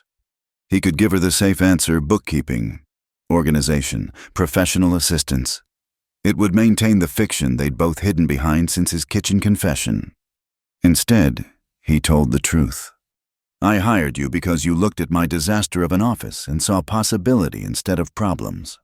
Because you didn't flinch when I said the books were 7 months behind. Because you stood in my dooryard with nowhere to go and didn't beg or plead or expect rescue." He moved closer, close enough to see the pulse beating at her throat. "I kept you because you make this place better. Not just the books, everything." "Sawyer, my wife died 3 years ago," he continued, needing to say it all now before courage failed. "We married young. Thought we wanted the same things. Turned out we wanted different versions of the same things. She wanted a ranch that looked successful. I wanted one that was successful. She wanted a husband who'd build her a big house in town. I wanted to build something that would last on this land. Ella stood very still, listening with the same intensity she brought to everything. We weren't unhappy, he said. Just parallel, living side by side without ever quite meeting. When she got sick, I think we both realized how much time we'd wasted being polite strangers in our own home. She asked me, near the end, to promise I wouldn't do that again, wouldn't settle for parallel. And have you kept that promise? I thought I had, by staying alone. Figured that was better than another mismatch. He reached out, touched her hand where it rested on the stall door. Then you arrived. I should go. But she didn't move. Didn't pull away from his touch. Why? Because your sister's right. I don't belong here. I'm too tall, too direct, too yourself. He turned her hand over, tracing the calluses she'd earned from ranch work. That's what He stopped, started again. You're not to anything. Ella, you're exactly right. For the work, for this place, for me. She did pull away then, wrapping her arms around herself. I can't be what you need. What do you think I need? Someone softer, prettier. Someone who knows how to pour tea without checking the accounts in her head. Someone who makes you look respectable instead of questionable. I've had respectable. It sat across from me at dinner every night making polite conversation about nothing. He caught her shoulders gently, waiting until she met his eyes. I don't want someone decorative. I want someone who'll stand with me in a blizzard to save a foal, who'll hold a sick bull while we treat it, who looks at problems and sees solutions. That's work, partnership. It's not, isn't it? His hands slid down her arms, taking her hands in his. What do you think love is? If not partnership, not choosing to face whatever comes together. I wouldn't know. Her voice came out raw. I've never had it offered honestly before. Then let me be clear. He drew her closer, until he could see the flecks of gold in her brown eyes. I'm not asking you to be anything but what you are, not smaller or quieter or more suitable. Just you, Ella, exactly as you are. You don't know what you're asking. I'm asking for the chance to prove you wrong, to show you that wanting you isn't dangerous or foolish or temporary. His thumb brushed across her knuckles. Stay, not as my bookkeeper, not as an employee. Stay as whatever you're willing to be, for as long as you're willing to be it. And if the town talks, they're already talking. Might as well give them something worth discussing. And your sister will have to accept my choices or stay in Cheyenne. And when I disappoint you, when you realize I really am too much. He lifted her hands, pressed them flat against his chest, where his heart beat steady and strong. Feel that been beating for 40 years without much purpose beyond keeping me upright. These past months, it's been beating for you. That's not going to change because you're tall or direct or better with numbers than social graces. Sawyer, her voice broke slightly. I know you're scared. Know you've been hurt by promises that turned out to be conditions. But I'm not him. Ella, I'm not looking to change you or fix you or make you fit some idea of what you should be. I just want you. Have since you stood in my kitchen that first morning and told me I was undercharging the army. Despite everything, she laughed, a watery sound but genuine. That's what won you over contract negotiations. That's what made me pay attention. What won me over was watching you work, seeing how you treat the horses, how you've made the hands respect you without trying, how you've turned my house into a home again without even meaning to. I haven't. You have. Molly smiles more. Clem tells stories at dinner again. The hands don't just work, they care about the place. Because you do. Because you've shown them it's worth caring about. She was crying now, silently, tears sliding down her cheeks. He wiped them away with careful fingers. I'm not good at this, she whispered. At feelings and pretty words and whatever comes next. Neither am I, but maybe that's okay. Maybe we can figure it out together. And if we can't, then we'll fail honestly. But I'd rather fail trying than succeed at maintaining distance. He rested his forehead against hers. "What do you say? Ella, will you stay? Not for the ranch or the work, or because you have nowhere else to go. Stay for me. For us. For whatever this could be if we're brave enough to let it." She closed her eyes, and he felt her tremble. When she opened them again, something had shifted. Walls crumbling like old clay in rain. "I'm not good at being careful," she said. "When I commit to something, I commit completely." "Good. I don't want careful. I'll probably work too hard and forget to eat and track mud through the house when I'm thinking about numbers. Already do all that. I'll never be proper company for your sister's circles. Thank God. I don't know how to be a rancher's wife. I'm not asking you to be a rancher's wife. I'm asking you to be my wife. Ella's version of that, whatever it looks like." She pulled back enough to see his face fully.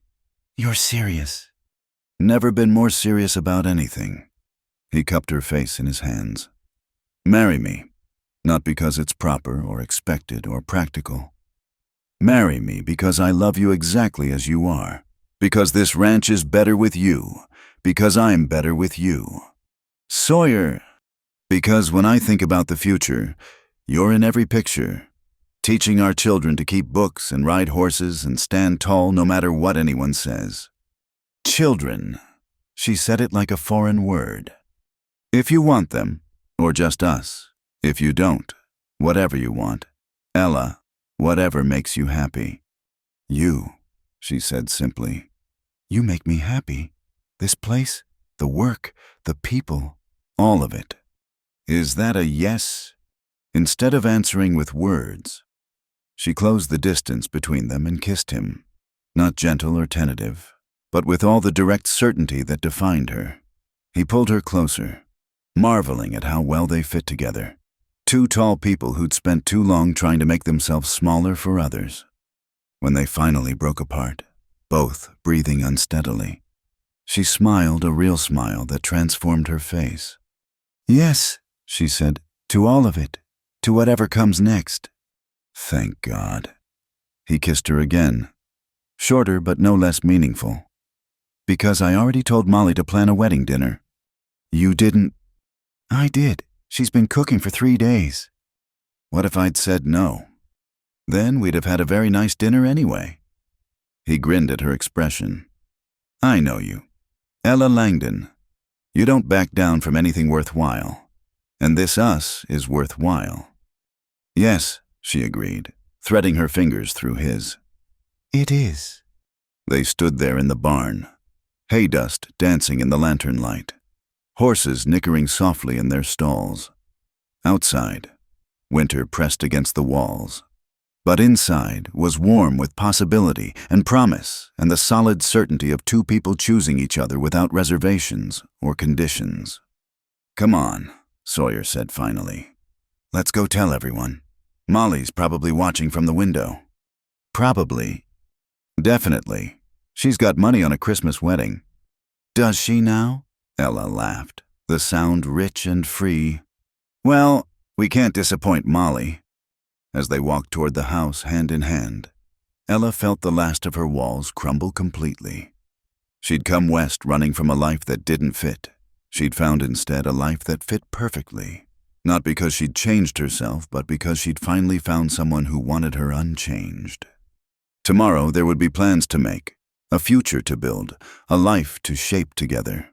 But tonight, there was just this Sawyer's hand in hers, warm light spilling from windows, and the absolute certainty that she was exactly where she belonged.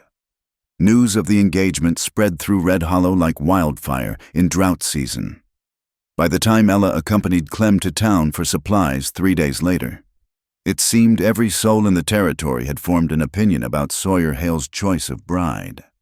The first test came at Morrison's store. Ella entered with her usual list, but the atmosphere felt charged, conversations stopping mid-sentence as she passed. She kept her spine straight, her expression neutral, conducting her business as if nothing had changed. "Miss Langdon." "Mrs." Palmer materialized from behind the fabric display. "Mrs." Yates trailing like a eager shadow. "We heard the most extraordinary news." "Did you?" Ella examined a bolt of wool, testing its quality. "How nice. That Sawyer Hale has taken complete leave of his senses." "Mrs." Palmer's smile could have frozen water in July. "Proposing to his bookkeeper, accountant," Ella corrected mildly, "and financial manager. Also, I handle the breeding records and contract negotiations." "How comprehensive." "Mrs." Yates tittered nervously. "Still, one must wonder about the propriety." "One must wonder about many things," Ella interrupted, setting down the wool. "For instance, one must wonder why the town council hasn't addressed the irregular accounting at the municipal treasury. Did you know someone's been skimming from the road improvement fund?" Both women blanched. "Mrs." Palmer recovered first. "I'm sure I don't know what you mean." "Don't you? How interesting. I noticed it when reviewing the public records. The numbers tell such fascinating stories." Ella smiled pleasantly. "Of course, I've been far too busy with ranch work to pursue it. But if I found myself with excess time, say, from dealing with continuous social calls and gossip, I might feel obligated to look more closely." The threat hung delicately in the air. "Mrs." Palmer's husband sat on the town council. "Mrs." Yates's brother-in-law managed the treasury. "Well, Mrs." Palmer said after a lengthy pause, "I suppose congratulations are in order." "How kind of you."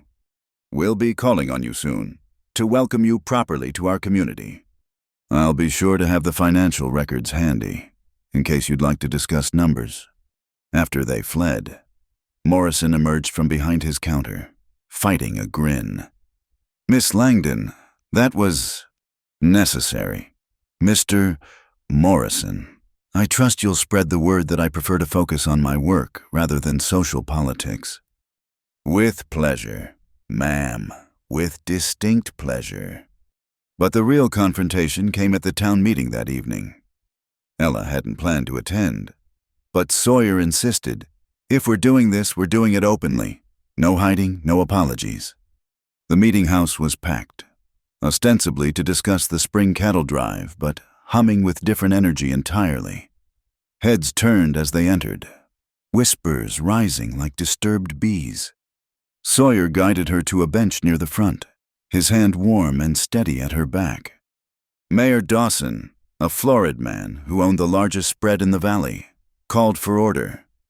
"Before we address the agenda, I believe Councilman Hartley has something to raise." Hartley stood slowly, his thin face grave with manufactured concern. "It's come to my attention that there's a situation at the Hale Ranch that affects our community's moral standing." "Situation?" Sawyer's voice carried, despite not raising it. "You mean my engagement? Your arrangement with Miss Langdon has been highly irregular from the start. An unmarried woman living on your property, working on my property, with proper accommodations and witnesses to her conduct. Nevertheless, the appearance is that I hired the best bookkeeper in 3 territories and had the good sense to propose when I realized I couldn't imagine running the ranch without her." Sawyer stood, pulling Ella up with him. "If anyone has legitimate concerns about Miss Langdon's character or competence, speak now." Silence stretched, uncomfortable and heavy. Then, from the back, a voice called out, "She sorted my tax mess when even the lawyer couldn't make sense of it." Ella turned to see Jake from the feed store, his weathered face defiant. "Helped me figure out why my expenses were eating my profits," added another rancher. "Didn't charge me nothing, neither. She showed my wife how to keep books for our shop." The blacksmith's voice boomed. "First person to make it make sense." More voices rose, people Ella had helped without thinking. Small kindnesses that had apparently mattered more than she'd realized. Hartley began to look distinctly uncomfortable. "The fact remains," he tried again, "that proper society can hang itself," Sawyer said flatly. I'm marrying Miss Langdon because she's the finest woman I've ever known. Because she works harder than any two men and asks for nothing but fair treatment. Because she makes my ranch and apparently half this town run better. Anyone who objects to that can take their business elsewhere. You'd risk your standing in this community for... I'd risk more than that. Sawyer's voice turned steel. But I won't have to, because this community knows value when it sees it. And if it doesn't, maybe it's not a community worth standing in. Ella found her voice then, standing tall beside him. Mr. Hartley, I understand your concerns. Change is difficult, especially when it challenges expectations. But I would ask you this: what matters more, that I follow rules about how a woman should behave, or that I contribute something meaningful to this town? Both matter, Hartley insisted. Do they? Because from where I stand, one produces results and the other produces only gossip. She looked around the room, meeting eyes steadily. I came here with nothing. This community gave me a chance to prove myself through work, not words. I'd like to continue doing that, with or without your approval. But I'd prefer with... Old Sam Winters, who ran the stage stop, stood up with difficulty. I've lived here 40 years, seen this town through drought and plenty, good folks and bad. What matters ain't whether Miss Langdon fits some notion of proper. What matters is whether she pulls her weight and treats folks fair. Far as I can see, she does both better than most.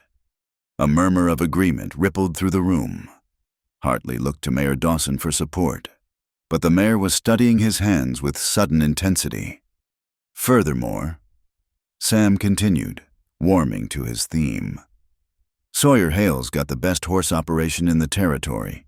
His army contracts bring money to all our businesses. He employs half the young men in the valley. If he says Miss Langdon makes his ranch run better, that's good enough for me.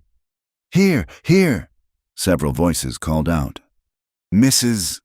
Palmer stood suddenly, her face composed into lines of resignation. I suppose, she said with the air of someone making a great concession, that these are modern times. Perhaps we must adjust our expectations accordingly. It wasn't a ringing endorsement, but from Margaret Palmer, it was practically a benediction.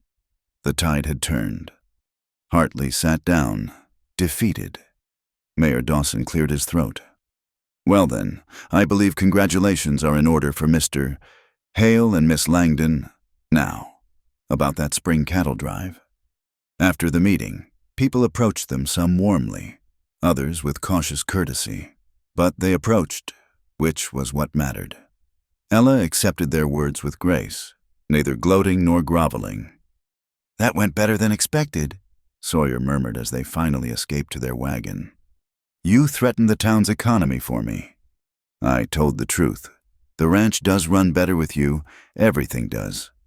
She slipped her hand into his as he helped her up. Hartley won't forget this. Let him remember. Maybe he'll think twice before attacking what he doesn't understand. They rode home through cold starlight, the tension of the evening slowly easing. As they turned into the ranch road, Ella spotted lanterns blazing in every window, Molly's way of welcoming them home. You know, Ella said thoughtfully, I actually do have concerns about the municipal treasury. The numbers don't add up. Sawyer laughed, the sound rich in the quiet night. Of course you do. Planning to fix the whole territory's books. Just the ones that need it. That's my girl, taking on the world one ledger at a time. His girl. The casual possession of it warmed her more than any formal declaration. She leaned against his shoulder, solid and sure beside her. Our world, she corrected. I'm only interested in fixing our world. Good thing it's a big world, then plenty to keep you busy. They pulled up to the house where Molly waited in the doorway, practically vibrating with curiosity. Behind her, Ella could see the others: Clem, Dutch, Tom, Ben, all pretending they hadn't been watching for the wagon. Well, Molly demanded, do I still have a wedding to cook for? You do, Sawyer confirmed, though the guest list might be shorter than expected. Quality over quantity, Molly declared. Come in and tell us everything. I've got cake figured we'd need it either way.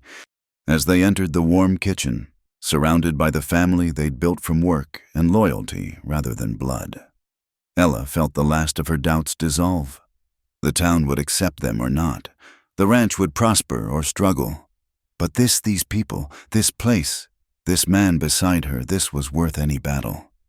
To Ella, Clem raised his coffee cup, for showing this town what really matters. To all of us, Ella corrected, raising her own cup, for knowing value when we see it. They drank and talked and planned until late. Outside, the winter wind howled, but inside was warmth and light and the solid certainty of belonging. The ledgers could wait until morning. Tonight, there were more important things to balance: hope against fear, love against propriety, the future against the past. The numbers, Ella thought with satisfaction, had never looked better. The fire started just past midnight, 3 days before Christmas. Ella woke to the sound of horses screaming, a sound that turned her blood cold before her mind fully grasped what was happening. Through her window, orange light flickered where no light should be. "Fire!" The shout came from multiple voices now. "Fire in the west barn!" She threw on her coat over her nightdress and ran barefoot into the frozen night. The west barn was fully engulfed, flames leaping toward the star-filled sky. Horses still inside screamed in terror, their panicked whinnies cutting through the roar of fire. Sawyer was already there, Dutch and Tom beside him, trying to get close enough to open stalls. The heat drove them back again and again. "The wall's gonna collapse!" Clem shouted. "Stay clear!" "There's 6 horses still in there," Sawyer shouted back, pulling his shirt up over his nose and mouth. "Including Dancer and her foal." Without thought, Ella grabbed a blanket from the pile someone had thrown from the tack room, dunked it in the water trough, and wrapped it around herself. The shock of cold water barely registered. "Ella, no!" Sawyer grabbed for her, but she was already moving. She knew the barn's layout perfectly, had spent enough evenings here, helping with evening feeds. 3rd stall on the left was Dancer. 4th was the yearling colt. She dropped to her knees where the smoke was thinner and crawled.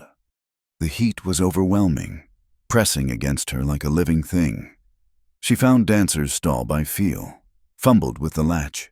The mare was pressed against the back wall, eyes rolling white with terror. Her foal huddled beneath her. "Come on, girl," Ella gasped, grabbing the halter. "Trust me now." Dancer wouldn't budge. Precious seconds ticked by. Then Ella remembered peppermints. She always kept them in her pocket for the horses. With shaking fingers, she found one, offered it. The familiar scent cut through the mare's panic just enough. Ella led them out, staying low, the wet blanket smoking from the heat. She emerged into blessed cold air, pushing Dancer toward waiting hands, then turned back. "Ella," Sawyer's voice was raw. "The beam's cracking." She ignored him. 5 more horses. She could hear them, their terror a physical thing in the smoky air. Back on her knees, back into hell. The yearling colt was easier young enough to follow blindly when she grabbed his mane. Out again, lungs burning, eyes streaming. "No more," Sawyer commanded, catching her shoulders. "The roof's going." 4 more. "We'll lose you too." She twisted free. Those horses trusted them, depended on them. She couldn't stand here and listen to them die. The blanket was nearly dry now, offering little protection. But she went anyway.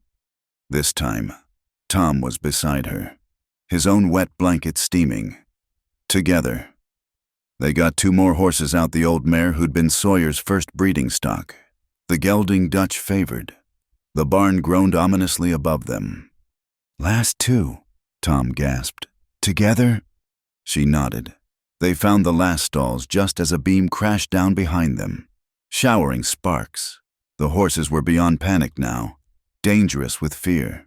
Tom took one, Ella the other, and they fought their way through smoke so thick she couldn't see her own hands. Then impossibly cold air, hands pulling them clear, the horses scattering to safety. Ella fell to her knees in the snow, coughing until she thought her lungs would tear. "Look out!" The barn collapsed with a sound like thunder, sending a column of sparks into the night sky, where moments before there had been a structure. Now only flames and ruin remained. But every horse was out, every single one. "You damned fool, woman," Sawyer said hoarsely, dropping beside her. His hands shook as they framed her face, checking for burns. "You beautiful, reckless, damned fool, woman. The horses are alive because of you."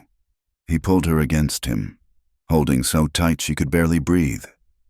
"But I swear, Ella, if you ever—" "I'd do it again." Her voice came out rough as sandpaper. "You know I would." "I know." He pressed his face into her smoke-tangled hair. "God help me, I know." The rest of the night blurred together, checking horses for injuries, treating minor burns, setting up temporary shelter in the remaining barns. Doc Morrison arrived from town to examine everyone who'd been near the fire, clucking disapprovingly at Ella's scorched feet and smoke-raw throat. "Bed rest," he ordered. "Both of you," he added, pointing at Tom. "Heroes or not, smoke does damage." But there was too much to do. By dawn, Ella was in the kitchen with Molly, making coffee and breakfast for the neighbors who'd arrived to help.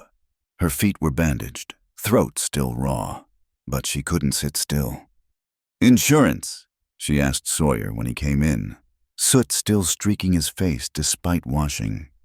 "Some, not enough to rebuild completely." He slumped in a chair, exhaustion etched in every line. "We'll manage, but it'll be tight. Have to delay the spring purchases, maybe sell some stock early." "No." Ella set down coffee with a decisive thump. "We have options. The Army contract allows for advance payment in case of emergency. I can request—" "Ella, you need to rest." "I need to fix this." She was already reaching for paper, her mind calculating. "The barn's a loss, but if we salvage the stone foundation, rebuild with the timber from the north section we were going to clear anyway." "Ella," his voice was gentle but firm. "The barn can wait. You nearly—" He stopped, jaw working. "Do you know what I thought when you ran into that fire?" She stilled, seeing for the first time how shaken he truly was. "The horses needed. I know what they needed, but what I needed was you safe." He caught her hand, holding tight. "I've lost a wife already." Ella watched illness take her inch by inch, helpless to stop it. "Tonight, watching you disappear into those flames." "I'm here." She turned her hand in his, interlacing their fingers, singed and smoky, but here. "Promise me something. Promise you'll never make me choose between you and anything else. Because I'll choose you. Ella, every time. The ranch could burn to the ground, and I'd let it go before I'd lose you." The intensity in his voice made her throat tight for reasons having nothing to do with smoke. "I promise to be careful," she said finally. "That's the best I can offer." "Stubborn woman. You knew that when you proposed." "I did." A ghost of a smile touched his mouth. "Doesn't mean I have to like it when you prove it so dramatically." By midday, the full extent of the damage was clear. The barn was a total loss, along with tack, feed stores, and equipment. But word had spread through the valley like the fire itself, and help came from unexpected quarters. Morrison arrived with lumber he claimed was excess from a canceled order. The blacksmith brought nails and hinges.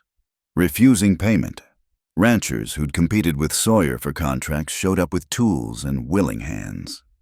Even Hartley appeared, looking uncomfortable but carrying a bank draft. "The council took up a collection," he said stiffly. "For rebuilding, that is, the town recognizes the Hale Ranch's importance to our economy." But the biggest surprise came when an elegant carriage rolled up the drive. Lorena Hale stepped out, her traveling dress impeccable despite the muddy yard. "Sawyer," she said, then paused, taking in the destruction. "My God, when I heard—" "Lorena," Sawyer's voice was carefully neutral. Come to assess the damage. Come to help. She pulled off her fine gloves with sharp movements. Whatever our differences, you're still my brother. And Miss Langdon. She looked at Ella, something shifting in her expression. Tom wrote me, said you ran into the fire, saved every horse. Anyone would have... No. Lorena cut her off. They wouldn't. I wouldn't. She took a breath, seeming to gather herself. I owe you an apology. I thought you were taking advantage, playing at ranch life. I was wrong. It was more than Ella had expected, delivered with obvious difficulty. Your concern for your brother is understandable. My snobbery is less so. Lorena managed a rueful smile. Mother always said I got all the pride and Sawyer got all the sense. Seems she was right. She turned to her brother. I've brought my checkbook. And Jonathan, my husband, he has connections with lumber mills in Denver. We can get you materials at cost. The reconciliation was awkward, stilted, but genuine. By evening, Lorena was in the kitchen with her sleeves rolled up, learning from Molly how to feed a crew of workers. The sight of the elegant woman elbow deep in biscuit dough made even Sawyer smile. Miracles do happen, he murmured to Ella as they stood on the porch, watching the sun set over the skeleton of the new barn already rising. She loves you, Ella said simply. Just took her a while to remember what that meant. And you, he pulled her closer, mindful of her bandaged feet. What does it mean for you? She considered this, watching their neighbors and friends work together, seeing Lorena actually laugh at something Dutch said, feeling the solid warmth of Sawyer beside her. It means running into fires, she said finally, and knowing someone will always be there to pull me out. It means building something worth saving, even when it burns. It means choosing each other, over and over, no matter what comes. That's a lot of meaning. I'm good with numbers. Remember, I like things to add up properly? He kissed her temple, gentle against the smoke-abraded skin. Then let me add this: I love you, Ella Langdon, for your courage and your stubbornness and your impossibly accurate calculations, for running into fires and for making Lorena help with dishes, for all of it. Even when I scare you, especially then, means you're still you, still fighting for what matters. She leaned into him, letting his strength support her exhausted body. Tomorrow would bring more work salvage and rebuilding, ledgers to balance and contracts to renegotiate. There would be setbacks and victories, arguments and reconciliations.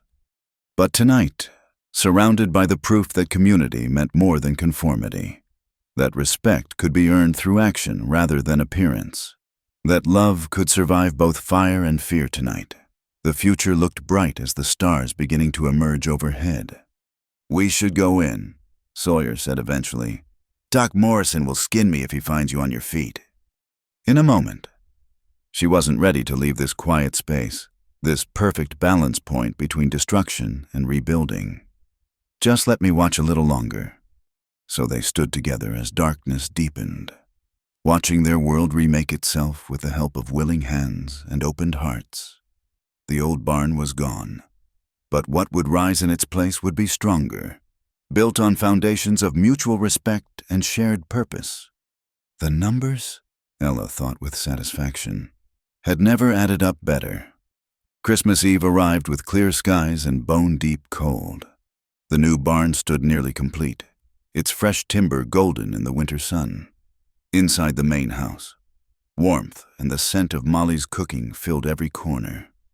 Ella stood before the mirror in what had been Martha's room, now hers, studying her reflection. The dress was simple, but well made. Deep blue wool that Lorena had insisted on having sent from Denver. My wedding gift, she'd said. Since I was so wrong about everything else, you look beautiful. Molly appeared in the doorway, beaming. And before you say anything practical about it just being a dress, hush. Today you get to be beautiful without analyzing why. I wasn't going to analyze. Ella protested, then smiled. Much. A knock at the door interrupted them. Miss Ella, Tom's voice. Boss wants to know if you're ready. Says to tell you the numbers all add up, whatever that means. She laughed, the private joke easing her nerves. Tell him I just need to check the calculations one more time. He said you'd say that. Said to tell you the books balance perfect just as they are.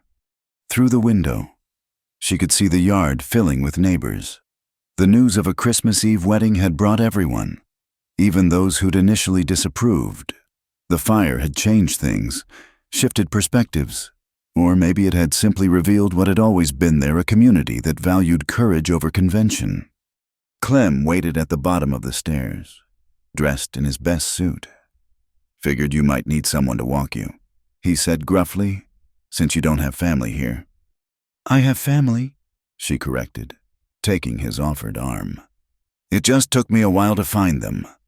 They walked through the house she'd helped transform from mere shelter to home, past the office where balanced ledgers told stories of prosperity rebuilt from ashes, past the kitchen where she'd learned that love could be shown in small gestures, coffee appearing at the right moment, apple peels curling in lamplight.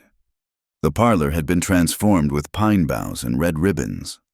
The small gathering parted as she entered, but she only had eyes for Sawyer. He stood by the fireplace in a black suit she'd never seen, looking uncomfortable but determined. When he saw her, his whole face changed, softness replacing the usual careful control. Still want to do this? He asked quietly when she reached him. Last chance to run. I'm done running. She took his hands, feeling the calluses that spoke of honest work, the strength that had pulled her from more than just burning barns. Besides, someone needs to make sure you don't undercharge the army again. His laugh was low. Just for her. That's why you're marrying me, for the contract negotiations? Among other reasons. Reverend Mills cleared his throat. If we're ready. The ceremony was simple. Words as straightforward as the people speaking them. Sawyer's voice was steady when he promised to love and cherish. Ella's only wavered once, when she caught sight of Dutch wiping his eyes with a massive handkerchief. Do you, Ella Ray, take this man? I do. Clear and certain. No hesitation. Do you, Sawyer James, take this woman? I do. His hands tightened on hers, as if he'd never let go. When Reverend Mills pronounced them married, Sawyer cupped her face with infinite gentleness. Hello, Mrs. Hale. Hello, Mr. Hale. The kiss was brief. They were both too aware of their audience, but it promised longer, deeper kisses to come. The room erupted in cheers and congratulations. About time. Old Sam declared, Been taking bets on when you'd make it official. I won $20.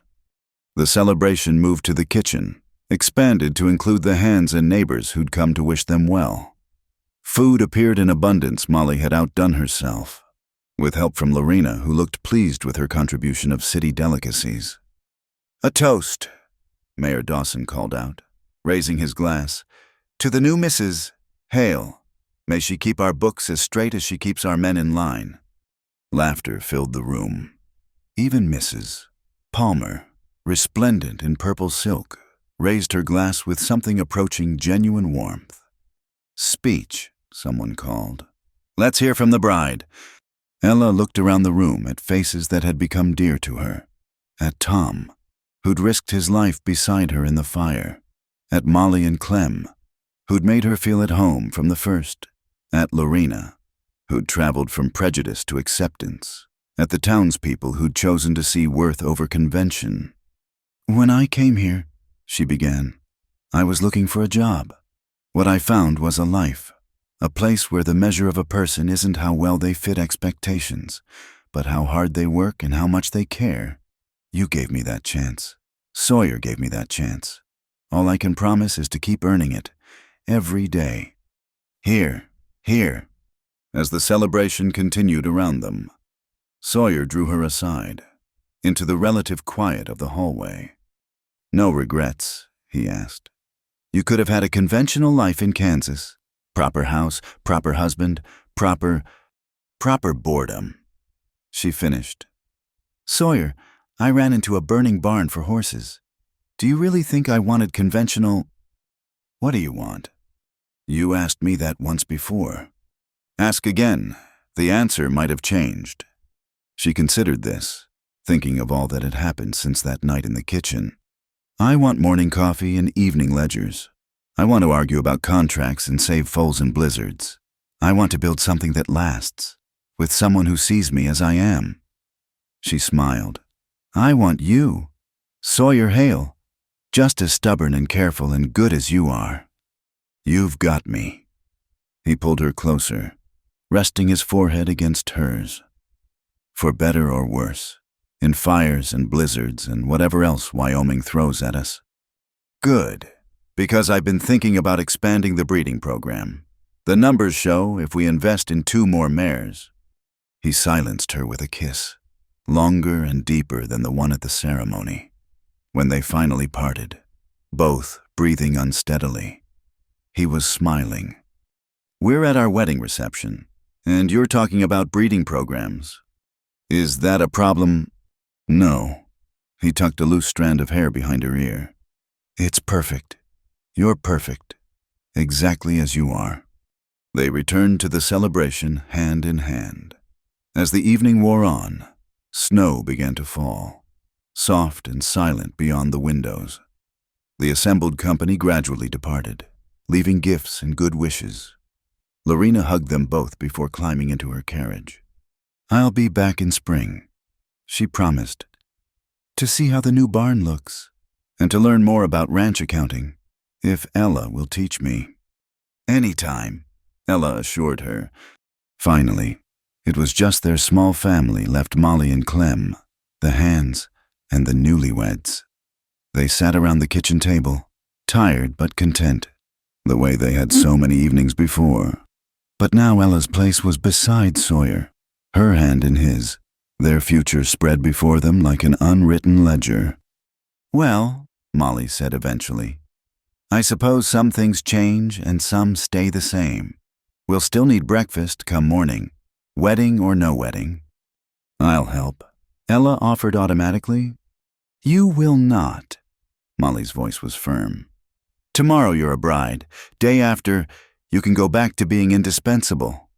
As they prepared to retire, Sawyer paused at the window, looking out at the snow-covered ranch. Ella joined him, fitting naturally against his side. What are you thinking? That a year ago, this was just a ranch, successful enough but empty. Now. He gestured at the warm kitchen, the new barn rising in the darkness, the sense of home that seemed to fill every corner. Now it's alive again. The numbers certainly look better, Ella teased gently. I wasn't talking about numbers. I know. She turned in his arms, looking up at him. But they do look better. He laughed, the sound rich with joy and promise.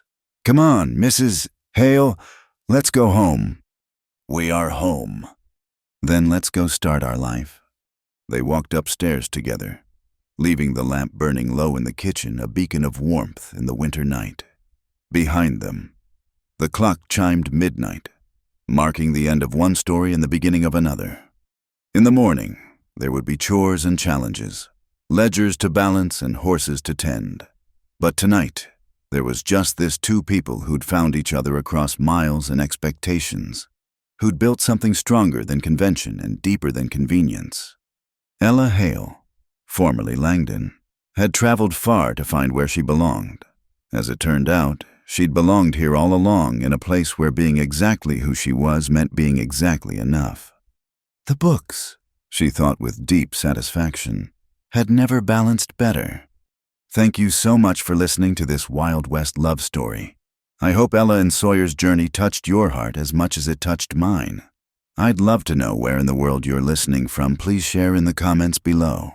Let's connect and discuss what you loved most about this tale.